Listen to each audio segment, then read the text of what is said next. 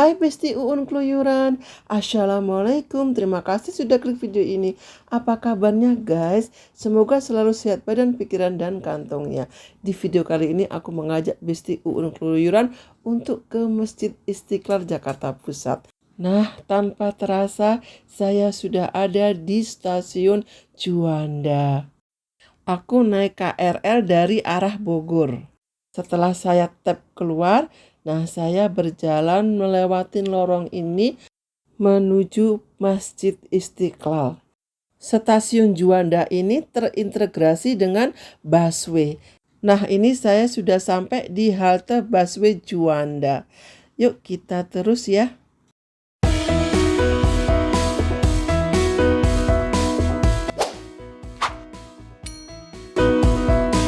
Nah, ini saya sudah berada di depan Masjid Istiqlal.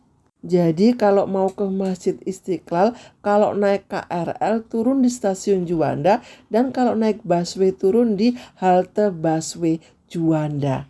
Yuk guys, kita masuk ke Masjid Istiqlal ini. Ini suasana di depan Masjid Istiqlal ya. Ini kan Masjid Istiqlal ini ada beberapa pintu ya. Nah, ini saya masuk dari arah yang depan halte busway Juanda tadi ya.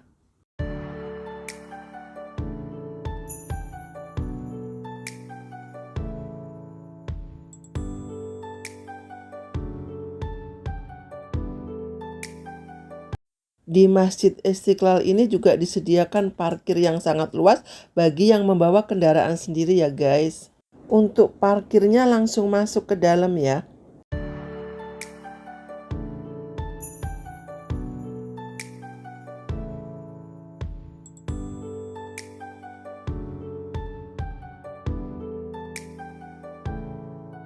Sambil berjalan menuju ke dalam masjid, sekilas tentang Masjid Istiqlal ini ya guys. Masjid Istiqlal ini merupakan masjid negara yang dibangun pada era Bapak Presiden Soekarno. Adapun peletakan batu pertama oleh Bapak Presiden Soekarno pada tanggal 24 Agustus tahun 1961 dan diresmikan penggunaannya oleh Bapak Presiden Soeharto pada tanggal 22 Februari tahun 1978.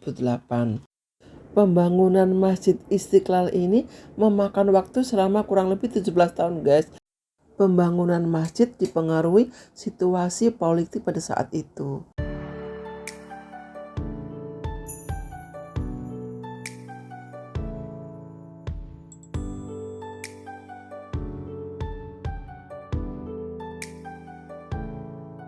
Masjid Istiqlal ini adalah masjid nasional terletak di Jakarta Pusat. Masjid Istiqlal ini merupakan simbol kemerdekaan Indonesia dan toleransi beragama karena letaknya bersebelahan persis dengan gereja katedral.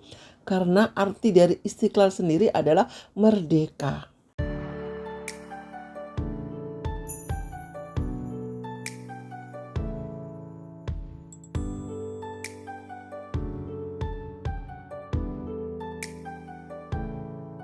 Masjid Istiqlal ini diprakarsai oleh Wakil Presiden Bapak Muhammad Hatta dan digagas oleh Presiden Bapak Soekarno sebagai wujud syukur atas kemerdekaan. Masjid Istiqlal ini memiliki arsitektur modern dengan kubah besar, menara menjulang, serta mampu menampung lebih dari 200.000 jamaah. Selain berfungsi sebagai pusat ibadah, Masjid Istiqlal ini juga digunakan untuk kegiatan sosial dan simbol kebangsaan. Pengunjung non-muslim juga diperbolehkan berkunjung setelah mendapat pembekalan singkat dengan pendampingan pemandu.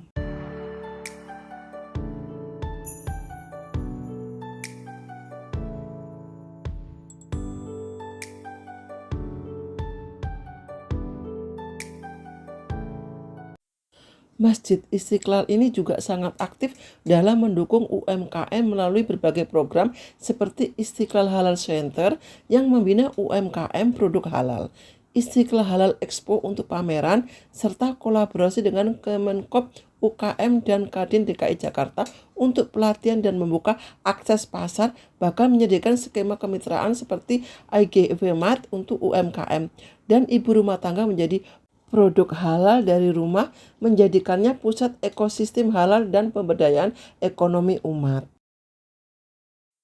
Guys, yang di depan itu adalah gereja katedral.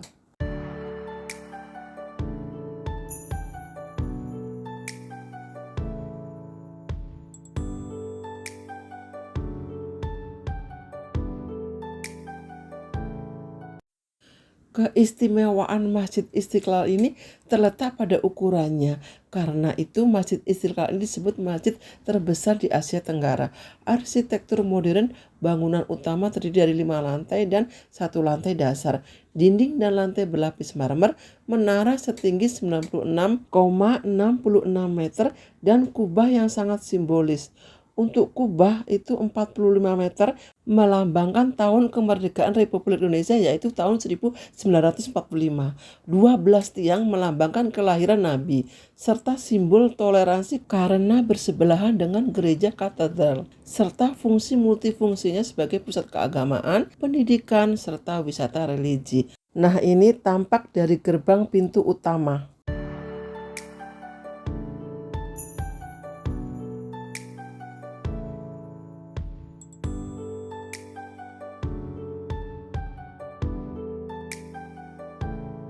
Menariknya, desain karya arsitekturnya adalah non-muslim yang bernama Frederick Silaban. Masjid Istiqlal ini juga memiliki fitur unik karena memiliki beduk raksasa dari kayu meranti tua dan ornamen baja anti karat.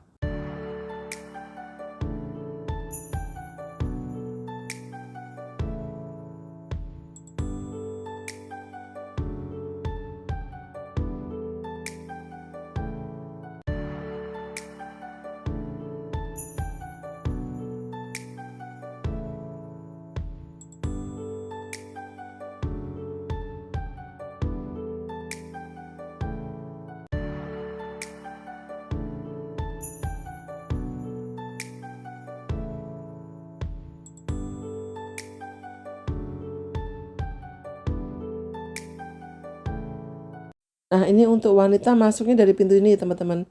Yuk guys, masuk. Nah, di depan itu tempat wudhu khusus wanita. Di depan itu lorong menuju lantai utama. Nah, ini tempat berwudunya seperti ini ya. Ada toilet sekalian juga.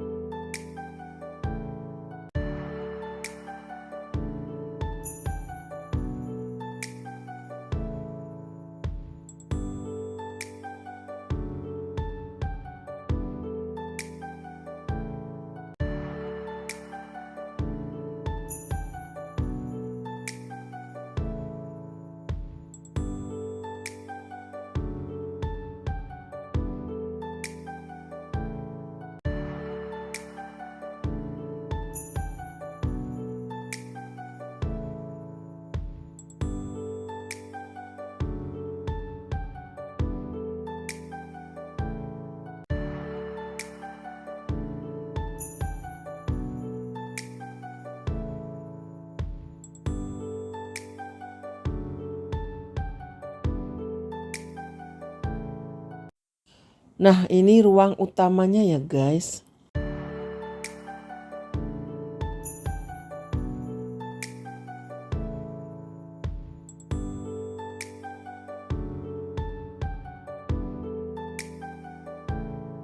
Nah, itu lihat pilar-pilar dan kubahnya. Megah dan indah sekali ya guys. Dan tidak ada pula manusia-manusia yang lebih baik setelah kenabian daripada orang yang memiliki diri. Artinya derajat orang-orang yang berilmu ini berada di bawah daripada derajat para nabi.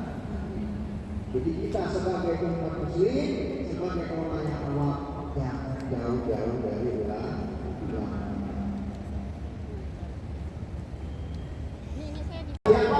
Yang menyukai dengan yang namanya ilmu lah pasti orang tersebut tidak ada kebaikan di dalamnya.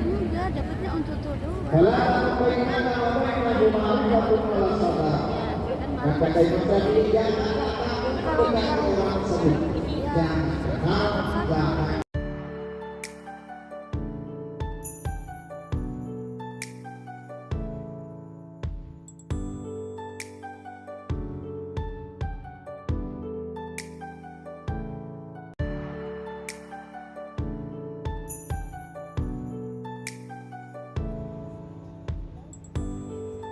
Cordoba dan Nur Quran Indonesia, Hormat Bapak Yusuf Haryasa, para kori, asatids, jamaah.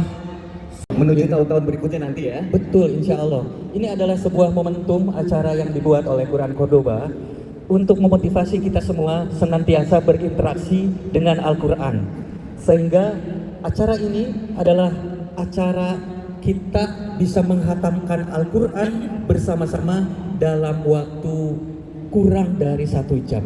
Sendirian dikatakan soft bukan? Artinya softkan berjamaah.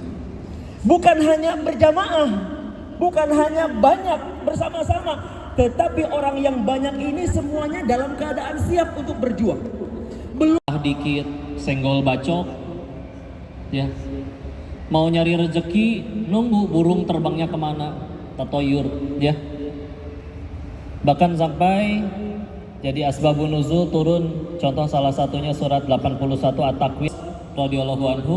Jadi dulu itu kalau ada perempuan mau ngelahirin bu, disuruhnya ngelahirin di depan rumah karena sudah ada tanah yang udah digali. Jadi kalau keluarnya jabang bayi perempuan plos langsung nyemplung ke situ, langsung dikubur hidup-hidup.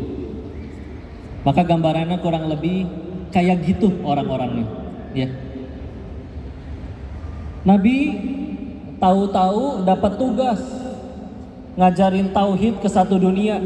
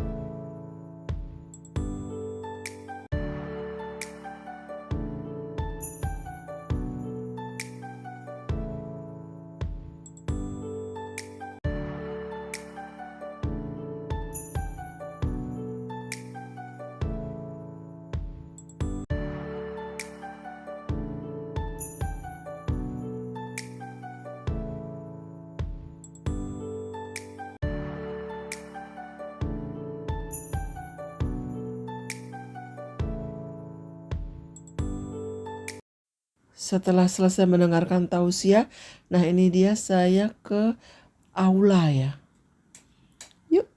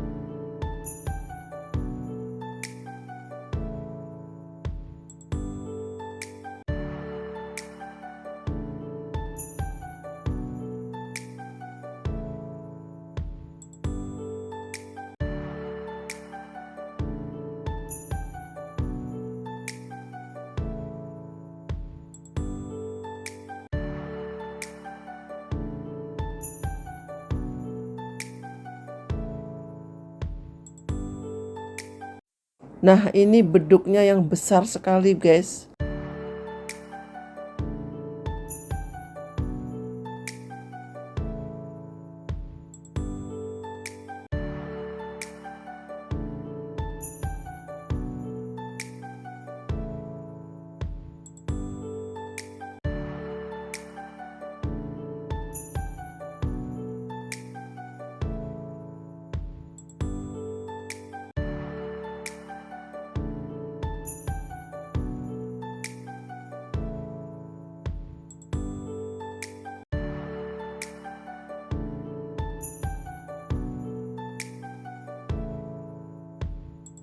Nah, sampai di sini dulu review tentang Masjid Istiqlal, masjid yang paling besar se-Asia Tenggara.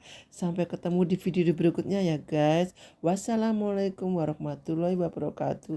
Yuk, bye. Sehat selalu di sana.